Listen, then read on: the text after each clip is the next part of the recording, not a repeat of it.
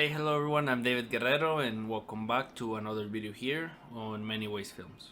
In the video of today, I just want to give my opinion about the Nikon Z30, which was just announced. I'm gonna be very honest, I didn't even know that there was a Z30 coming out until I saw it on YouTube, and the people from YouTube were, I guess, getting their first thoughts about the camera.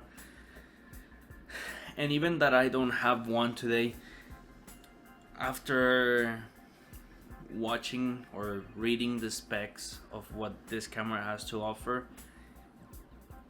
I think that this is probably the best entry camera there is right now, or that there is to come, at least from Nikon. And what I mean for entry level, I don't mean that it cannot be used professionally. It has a crop sensor, which if you're not very familiar with cameras yet, that just means that the sensor in the camera is smaller, and it'll probably not be as good when it comes to light. Obviously you have less megapixels than a full frame professional body like the C9 or a D850, but still pretty close to what a C6 or a C6 has to offer. And the only thing that it might not be so appealing to some people is that it doesn't have a viewfinder, so you're not able to get in the camera and, you know, take pictures like that. So you're gonna have to hold it, you're gonna have to be holding it this way all the time, which in the end, this camera, it's being targeted for people that are trying to get into making videos, or that they are already making videos. It's not a filmmaking camera or something professional, but it can give you a really nice image quality. Even that there are 8-bit files and you don't have a lot of dynamic range, it would still work pretty fine. I mean, I'm able to get some really nice results with the Nikon Z6 II. I recently posted a video about my vacation. I'm gonna put it right here, and I shot that entirely with the Nikon Z6 II and the 28mm 2.8, and I think that the image quality is really good. A lot of it has to do with proper exposure, but in the end, Nikon's image quality is really nice, really clean, and overall it's just my favorite. Going back to the Z30, it's not gonna be much of a difference just because it's a crop sensor. There are so many options. If you're trying to get a small setup, I think that's the camera to go. I'm trying to picture a Z30, which it's already a small camera with a lens like the 28 that will be pretty close to a 50mm 40mm lens, and it's a camera that I'm actually considering getting because even though the C6 II, it's a small camera, I always like to have something smaller with me, something I can carry all the time, just like my phone. You're able to plug a microphone into your camera and you're good to go. So it has ISO 100 to 51,200, and it's expandable to a lot, which I don't really think it matters.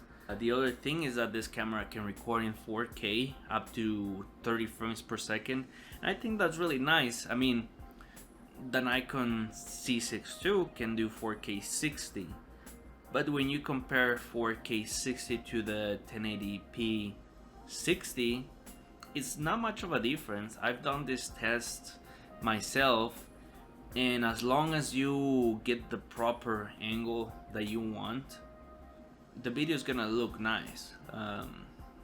There's really not, I mean, 4K is 4 times the amount of 1080p. But let's be honest, you wouldn't be able to tell if I'm making this video in 1080 or in 4K. The only reason you know is because this video says 4K.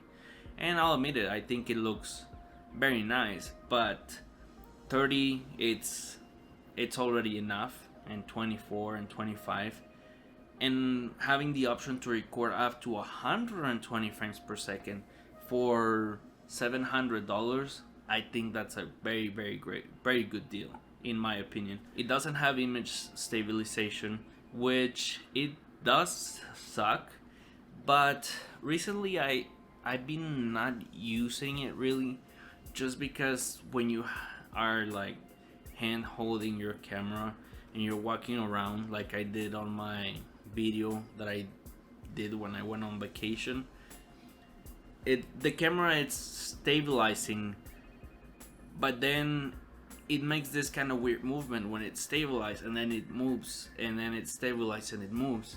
And I'm not talking about the electronic stabilizer, I'm just talking the in-body stabilizer, which is good, but it's not a really big deal for me. I would always recommend to take raw pictures, because you can get 12 or 14-bit images, depending on how many frames per second you can take, I'm assuming.